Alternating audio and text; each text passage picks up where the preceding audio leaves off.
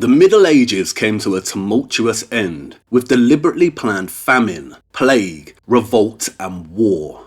The world fell into temporary darkness at the hands of one of the most fatal depopulation events in history. It is estimated that the Black Death alone killed over half of the European and North African population, and over a third of the Middle East. It may have been more. Much of the social, economic and technological progression achieved in the Middle Ages suffered tremendously and came to a halt. In other words, there was a great population reset. The word reset means to return to a former condition. But in that darkness, a light began to stir and shine brighter and brighter.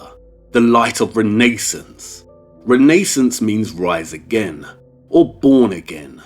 Humanity began to recover, but something had forever changed. They did not repair and restore what was lost, but began to slowly build back better, in a very different direction. A direction that would dictate the course of history until the present day. A brave new age began, and the old medieval world began to fall slowly into obscurity. Why? Because during the traumatic upheaval at the end of the Middle Ages, an entity, a shadow syndicate or synarchy if you will, rose again, seized power, and began implementing a plan that is still in action today. This entity has one goal: world domination. It is a malignant force, serving only itself and its agenda. It is the empire above all empires, Shadow Rome. It moves very slow and cunning like a snake, often hidden, shedding its skin wherever it goes. The characters that make up the anatomy of this entity, this creature, are not easily identified, but it does have a very distinctive modus operandi. It operates by infiltrating nation states. It uses large-scale staged events to further its agenda.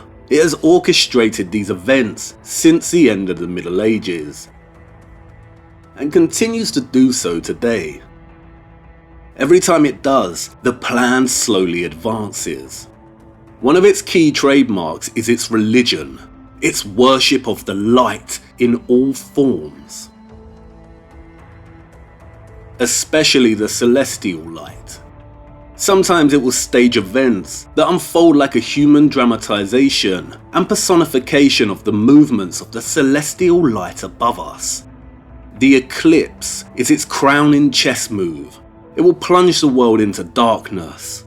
One ring to rule them all, one ring to find them, one ring to bring them all, and in the darkness bind them.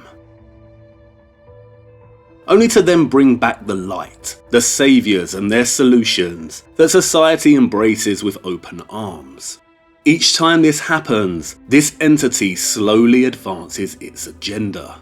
When this entity initially rose to power, it had successfully plunged medieval society into the dark, famine and plague, and then restored the light with the Renaissance. It was one of the biggest dark to light eclipse moves in history. A great population reset. Humanity has been under the might and rule of this entity and its colonial prowess since then.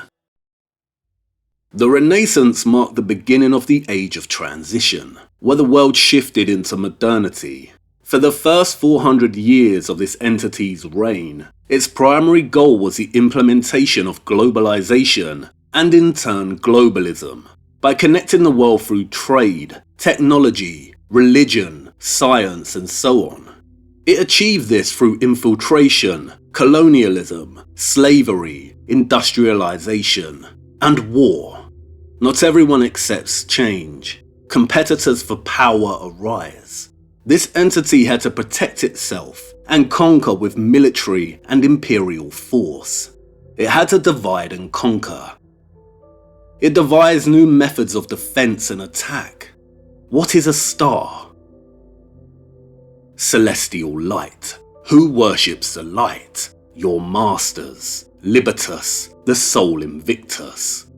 Its other central primary objective was to erase and replace the history of the old medieval world. And one of the key ways it achieved this was by using architecture as a weapon of historical erasure. During the Renaissance, this entity devised a new style of architecture, named the New Classical. It did this by extracting stylistic elements of European Romanesque, Gothic, Middle Eastern, and Moorish architecture, and fusing them together. It has concealed this, and I plan to show you how. This entity then used this new classical style and pseudo-stonemasonry construction techniques to begin replacing the old medieval world, and in many instances, fabricating history.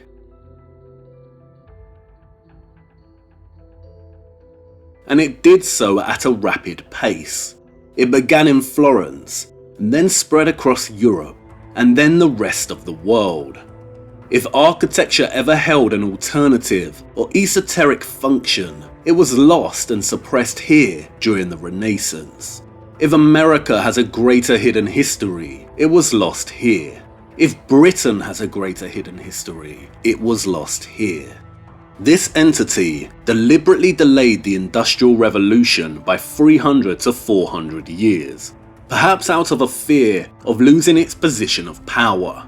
Perhaps to first let the population recover from the Black Death. The technology of the Industrial Revolution and its powerful potential did exist prior to the 1700s, but in a different form. When it was ready, this entity unleashed the industrial technology of steam power and used it to further strengthen its grip over the world through globalization and overt colonialism. It also uses technology to finalize its editing and erasure of medieval history. It continued to use the new classical style as a weapon of erasure, demolishing old sites and replacing them in this style. But it also seized upon the Gothic style to finalize its agenda. This was primarily undertaken through two operations: the Victorian Restoration and the Gothic Revival. The first consisted of restoring and thus editing, destroying and replacing most of the remaining medieval structures in Europe. The second operation, the Gothic Revival, worked by spreading the Gothic style in the form of new structures all over the world. Why? To instill and solidify in the minds of contemporary and future generations a preconception of what the medieval world looked like. It also used a new classical and Gothic revival as a means of cultural colonialism, subjugating entire nations to its own cultural expression, changing their religion, histories, education, mythology, and so on. This does not belong in India. The classical here does not belong in Singapore. It does not reflect their national expression. Here they are building a huge classical edifice in South Africa. Does this carry an African cultural inflection? Does it even belong in Britain? What about America? Eradicating heritage characterizes this entire period.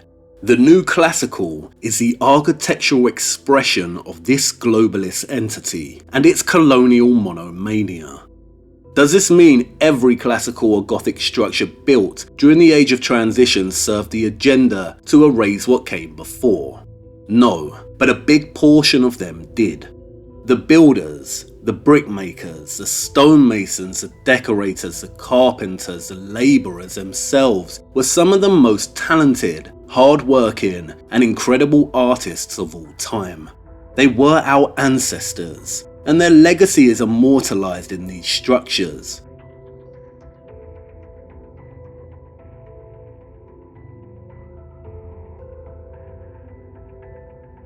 Men, women, and children. Without a very sly and sinister form of child slavery, there would have been no industrial revolution. Empires are built on the backs of slaves.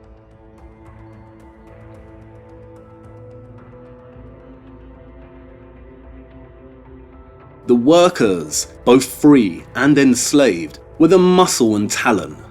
The Brunelleschis, the Palladios, the Wrens, the Gilbert Scotts.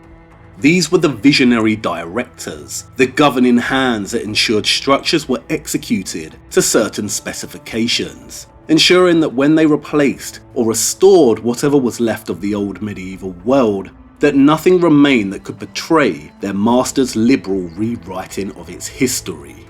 This goal was achieved at the end of the 19th century, with developments in artificial and mass-produced templated stone. I think this is why we do not build like this today. We can do it, and sometimes an incredible cathedral or mosque will go up. But traditional architecture served its function, replacing what came before, or as Victor Hugo said, as he lamented the way the new classical had replaced his old medieval Paris. We wish to erase it all fully from our history. In April of 2019, Notre Dame Cathedral caught fire and burned for hours. It marked the 666th year since the Black Death ended, a fitting anniversary. It also marked the beginning of the next phase of this entity's plan. We are living through that right now. It looks like a fourth industrial revolution is coming.